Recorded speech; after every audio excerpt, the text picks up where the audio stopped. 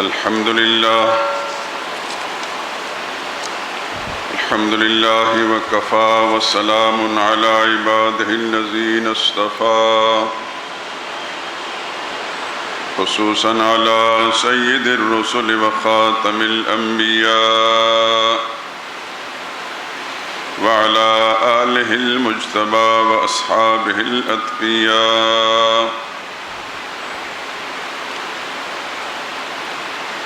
أما بعد فإن خير الحديث كتاب الله وخير الهدي هدي محمد صلى الله عليه وسلم وشر الأمور محدثاتها وكل محدثة بدعة وكل بدعة ضلالة وكل ضلالة في النار. أعوذ بالله من الشيطان الرجيم. بسم الله الرحمن الرحيم. ومن آياته أن خلق لكم من أنفسكم أزواجا لتسكنوا إليها وجعل بينكم مودة ورحمة إن في ذلك لآيات لقوم يتفكرون.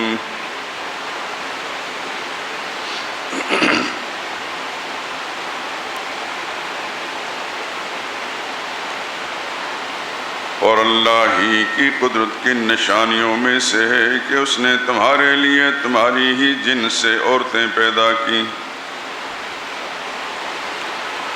تاکہ تم ان کے ذریعے سے آرام حاصل کرو، اور اس نے تمہارے درمیان محبت اور پیار پیدا کر دیا،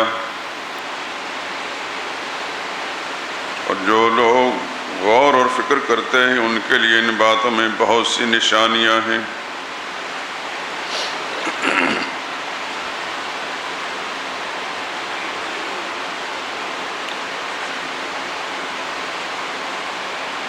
وعاشروهن بالمعروف فإن كرهتموهن فعسى أن تكرهوا شيئا ويجعل الله فيه خيرا كثيرا.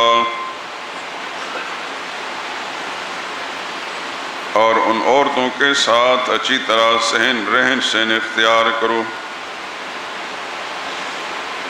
بالفرض اگر وہ تمہیں ناپسند بھی ہوں تو کوئی تعجب کی بات نہیں کہ تم کسی چیز کو ناپسند کرو اور اللہ اس میں بہت سی بھلائیاں پیدا کر دے۔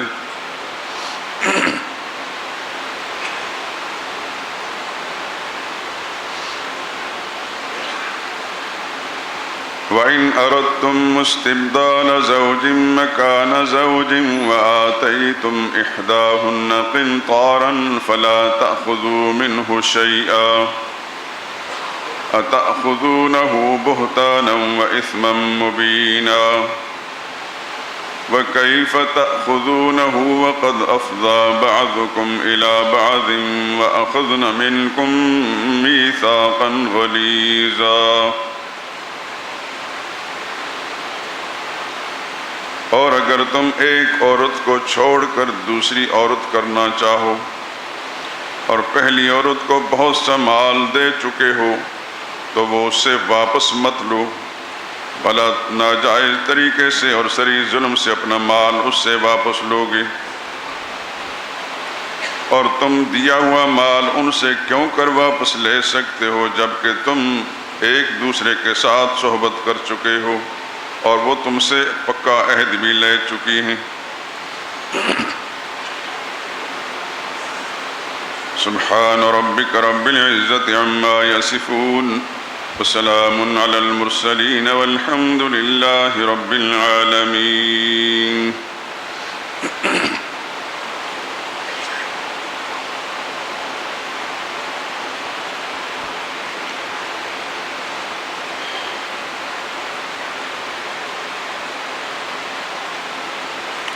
بزرگان محترم، برادران عزیز،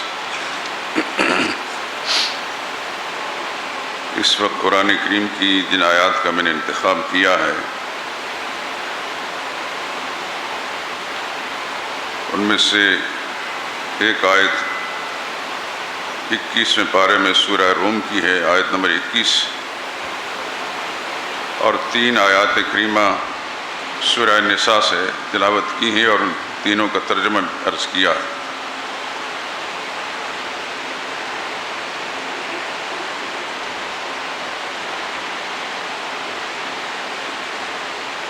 اس سے پہلے جو گفتگو آپ سن چکے ہیں گزشتہ خطبات جمعہ میں، وہ حقوق العباد کے سلسلے میں انسانی طبقات کے مختلف طبقے، ماں باپ، اولاد، مسلم برادری کے لوگ، کچھ اجمالاً کچھ تفصیل کے ساتھ ان کے حقوق سے متعلق قرآن کریم کی آیات کی روشنی میں اور سرور عالم صلی اللہ علیہ وسلم کے ارشادات کی روشنی میں آپ کے سامنے وہ باتیں عرض کی تھیں۔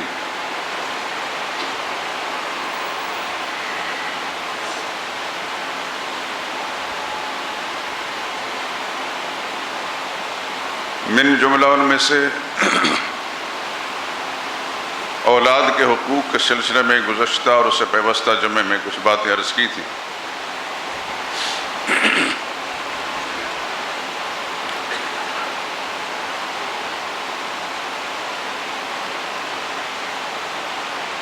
انسانی فطرت کے تقاضوں میں سے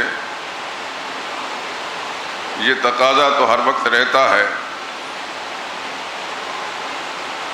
اور عام طور پر اپنی اولاد کی محبت بھی انسان کے دل میں ہوتی ہے، اسی طرح ماں باپ کی محبت بھی، لیکن اگر یہ سارے سلسلے نبی کریم صلی اللہ علیہ وسلم کی تعلیمات کے دائرے میں ہوں تو بہت درست ہیں، اگر اس سے باہر ہوں تو انسان افراط و تفرید کا شکار ہو کر غلط راستے پر چل پڑتا ہے۔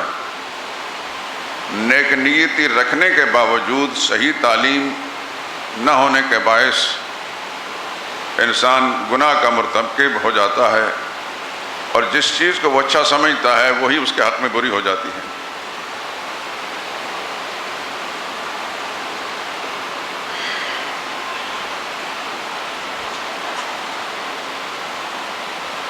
اولاد کے حقوق کے سلسلے میں ایک بات میں نے یہ عرض کی تھی کہ اولاد کا سب سے پہلا حق یہ ہے، اولاد حاصل کرنے کا ذریعہ یعنی بیوی، سب سے پہلے اس کے انتخاب میں احتیاط برتے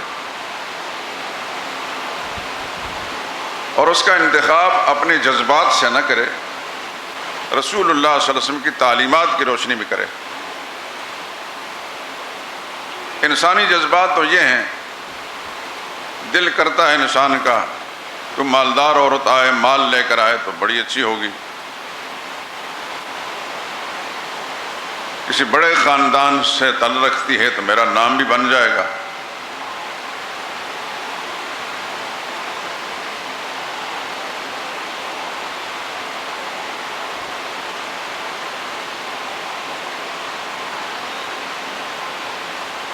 بہت خوبصورت ہوگی، حسینہ اور جمیلہ ہوگی تو ساری زندگی سکون سے گزرے گی اس کو دیکھ دیکھ کر۔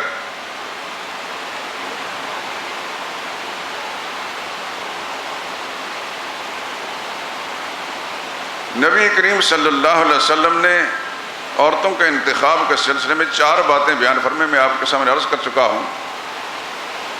کچھ لوگ مالداری کو دیکھ کر عورت کا انتخاب کرتے ہیں، کچھ اس کے خاندان کی عظمت اور وجاہت کو دیکھ کر، کچھ اس کے حسن و جمال کو دیکھ کر، اور بہت کم لوگ ایسے ہوتے ہیں جو اس کی دینداری کو دیکھ کر انتخاب کرتے ہیں۔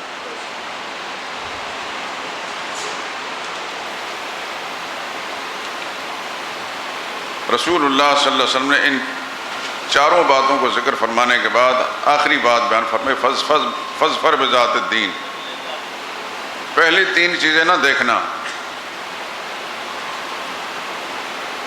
کہ بڑے کی بیٹی ہے، بڑے خاندان سے تعلق رکھتی ہے، بہت مالدار ہے، مال لے کر آئے گی، یا حسینہ اور جمیلہ ہے، صرف اس کی دینداری کو دیکھنا اور اس کی شرافت کو دیکھنا۔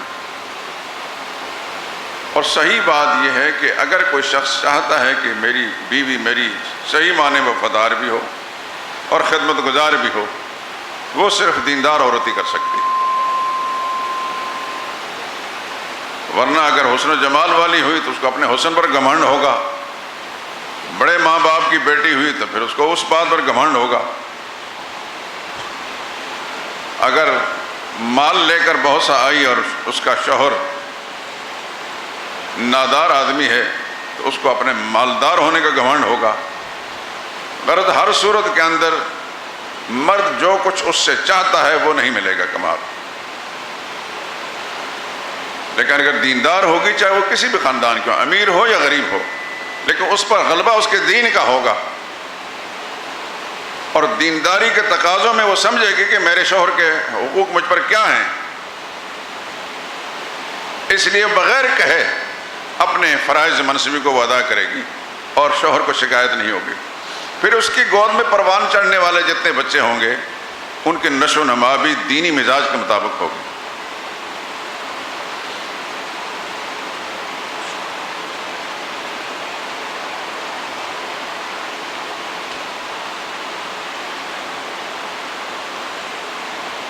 یہ جو قرآن کریم سورہ روم کی میں نے آیت تلاوت کی ہے، اس کا اسلوب بڑا خوبصورت ہے، بہت ہی عجیب ہے۔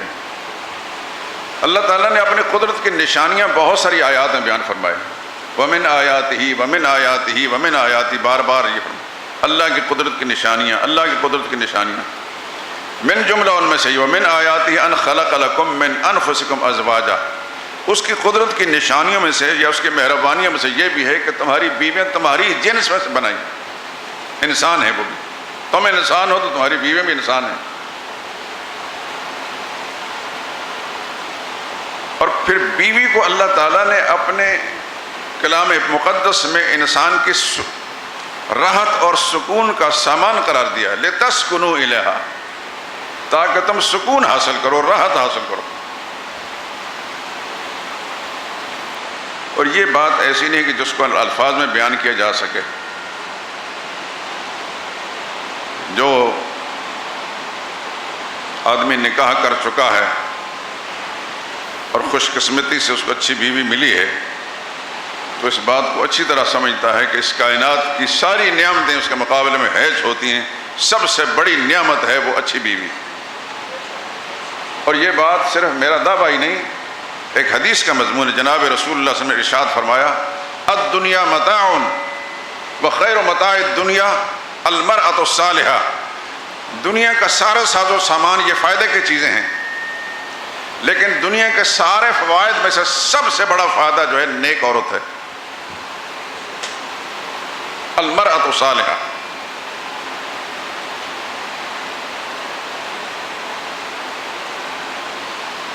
تو صالح بیوی جب ہوگی تو اس سے بڑا سکون دنیا میں کیا ہو سکتا ہے۔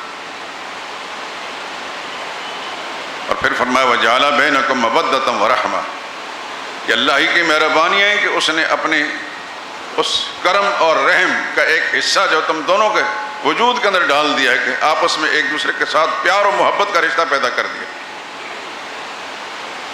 مرد اپنا سارا مال بیوی کے حوالے کر دیتا، سارا مال و اسباب سب کچھ اس کے حوالے کر دیتا ہے، اور بیوی نے تو اپنا سارا خاندان قربان کر دیا اس پر، ماں چھوڑی، باپ چھوڑا، بہن بھائی چھوڑے، سارا قبیلہ چھوڑا، زندگی بھر کے لیے اس کے ساتھ نباہ کرنے کے لیے آ گئی۔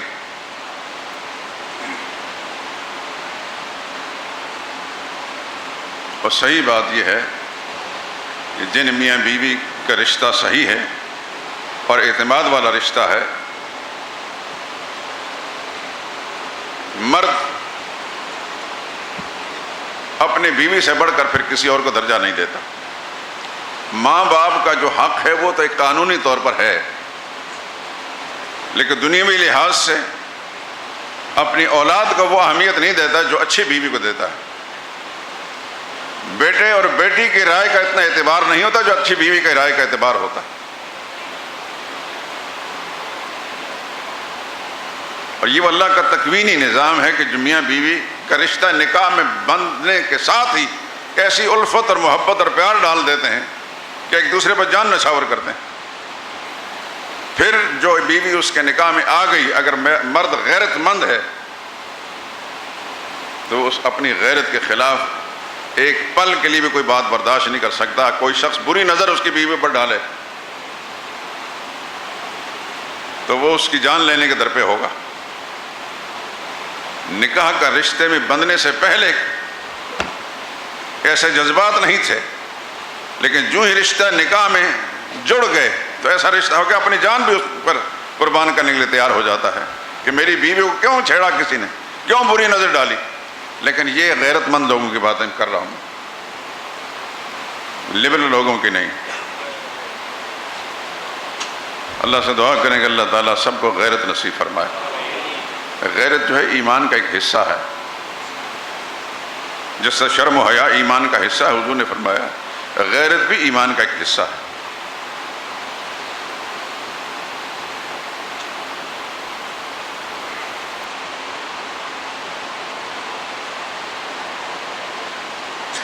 جوں نبی کریم صلی اللہ علیہ وسلم کی تعلیمات سے مسلمان دور ہوتا جا رہا ہے، اسی درجے میں اس کی غیرت بھی رخصت ہوتی جا رہی ہے. اور آپ دیکھ رہے ہیں، مجھے کہنے کی کیا ضرورت ہے، مجھ سے زیادہ بہتر جانتے ہیں کہ آج کا مسلمان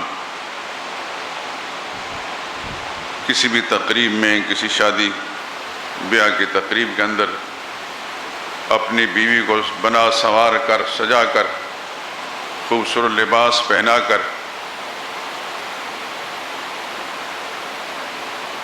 اس محفل میں شریک ہوتا ہے.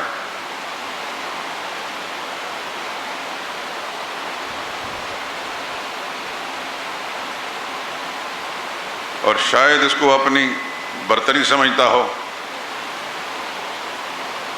اپنا کمال سمجھتا ہو کہ میری بیوی دوسروں کی بیوی سے زیادہ خوبصورت دکھائی دے رہی ہے اور ہر ایک کی نظر میری بیوی کی طرف اٹھ رہی ہے.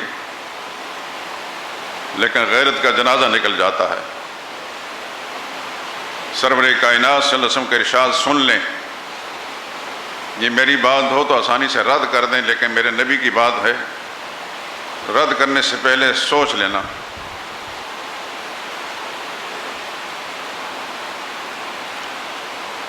آقا نامدار صلی اللہ علیہ وسلم نے ارشاد فرمایا ایما امرأۃ استعطرت فمرت بالمجلس لیجدوا ریحها فہی زانیۃ فہی زانیۃ فہی زانیۃ.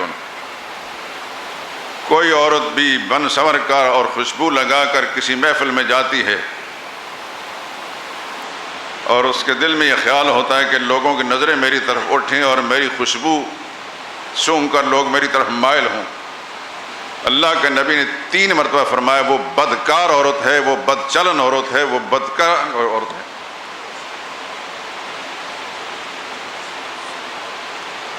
اور قیامت کی نشانیوں میں رسول اللہ صلی اللہ علیہ وسلم نے ارشاد فرمایا رب کاسیات عاریات، بہت ساری عورتیں کپڑے پہن کر بھی ننگی دکھائی دیں گی. کیسے کیسے لباس کا انتخاب کیا جاتا ہے.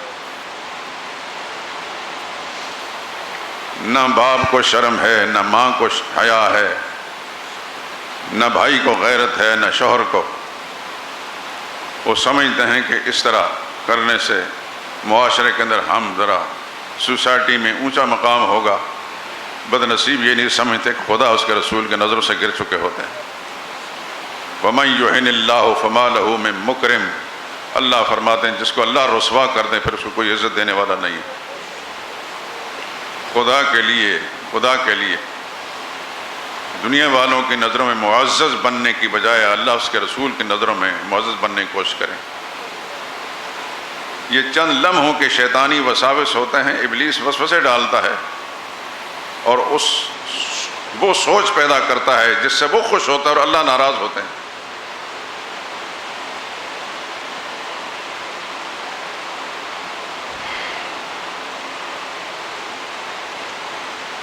اللہ کا واضح فرمان قرآن کریم کی سورہ احزاب کے اندر موجود ہے، یا ایھا النبی قل لازواجک و بناتک و نساء المؤمنین، اے میرے نبی اپنی بیویوں سے بھی کہہ دو، اپنی بیٹیوں سے بھی کہہ دو، اور تمام مسلمان عورتوں سے بھی کہہ دو، یدنین علیہن من جلابیبہن، اگر کسی مجبوری کے تحت گھر سے باہر جانے کی ضرورت پڑ جائے تو ایک بڑی چادر اپنے اوپر اوڑھ لیا کریں اور گھونگھٹ نکال لیا کریں۔ جلباب عربی زبان میں اس چادر کو کہتے ہیں جو سر سے پیر تک ہوتی ہے۔ ایک زمانے تک ہم دیکھتے رہے اپنے صوبہ سرحد کے اندر کہ مسلمان خواتین اول تو باہر نکلتی ہی نہیں تھیں، اگر نکلیں بھی تو بہت بڑی چادر، ان کا چہرہ کوئی نہیں دیکھتا تھا۔ ہم نے بڑے بڑے رئیس لوگوں کو دیکھا، ہمارے ضلع میں ایک خان صاحب تھے، کس زمانے میں وہ صوبہ سرحد کے وزیر بھی رہے ہیں، ان کا چچا غالباً ایوب خان کے زمانے وزارت کے اندر وزیر رہا،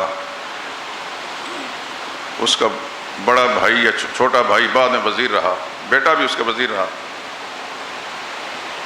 ہارون خان اس کا نام تھا، عام طور پر عرف عام میں بادشاہ خان کہتے تھے۔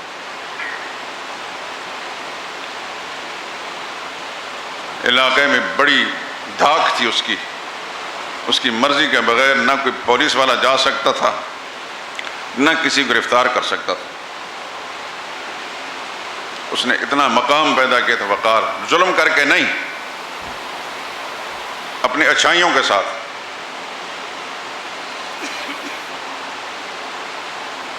ہماری طالب علم کے زمانے کی باتیں ہم نے دیکھا ہے، اس زمانے کی لمبی بلی کاریں ہوتی تھیں، امریکن کاریں، شیورلیٹ، امبارہ کاریں، ان کی خواتین اگر نکلتی تھیں تو کار تک پہنچنے میں دائیں بائیں کوئی آدمی کھڑا نظر نہیں آتا تھا۔ وہاں کی عرف میں بیویوں کے نکلتے وقت کوئی شخص ان کو چادروں کے اندر لپٹی ہوئی چلتی نہ دیکھے،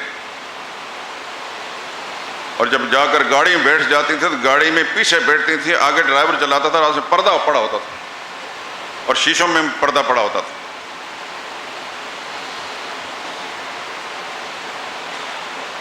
یہ ہماری مشاہدے کی باتیں ہیں، دیکھتے ہی دیکھتے کیا سے کیا ہو گیا۔ جو کچھ دیکھتی ہے لب پہ آ سکتا نہیں، میں بے حیرت ہوں کہ دنیا کیا سے کیا ہو جائے گی۔ اب بھی کسی نہ کسی درجے میں اس گئے گزرے زمانے کے اندر آپ کو اس طرف کچھ خیر نظر آئے گی۔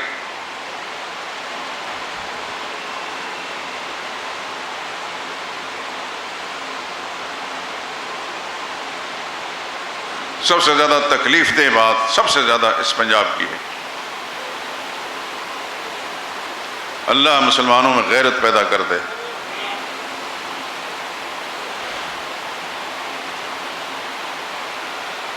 اللہ نے اپنے قرآن میں میاں بیوی کے باہمی رشتے کو بڑے خوبصورت انداز سے اپنی مہربانیوں کا ایک حصہ قرار دیا ہے کہ رب کی مہربانیوں کی ایک نشانی یہ بھی ہے کہ میاں بیوی کے درمیان الفت محبت ڈال دی۔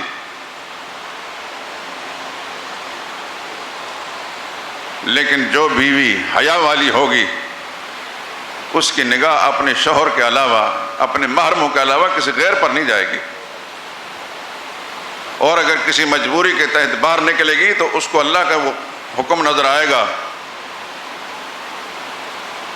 قُل لِّلْمُؤْمِنَاتِ يَغْضُضْنَ مِنْ أَبْصَارِهِنَّ، ایمان والی سے کہہ دو اپنی نظریں جھکا کر چلیں۔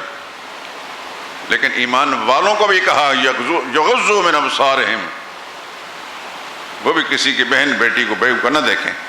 اگر تمہارے اندر غیرت ہے کہ تم نہیں چاہتے کہ تمہاری بیٹی کو، تمہاری بیوی کو کوئی غلط نظر سے دیکھے، تو یہی جذبہ پیدا کر دو کہ یہ بھی کسی کی بیٹی ہو، یہ کسی کی بہن ہے۔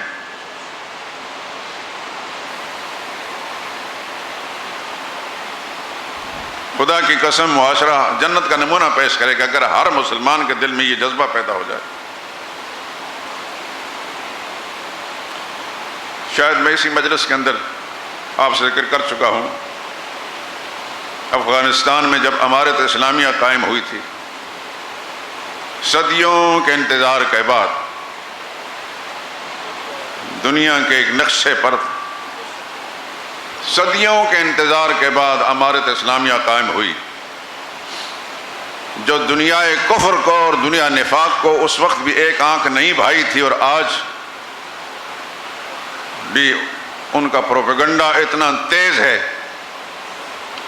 کہ مکمل طور پر مسلمان کہلانے والوں کو اپنے پروپیگنڈے کا شکار کر لیا ہے انہوں نے۔ وہ امارت اسلامیہ ختم ہو گئی، یہ مسلم دنیا کی بد نصیبی تھی۔ اگر وہ وہاں قائم ہوتی تو پاکستان کے اندر بھی نقشہ بدل چکا ہوتا۔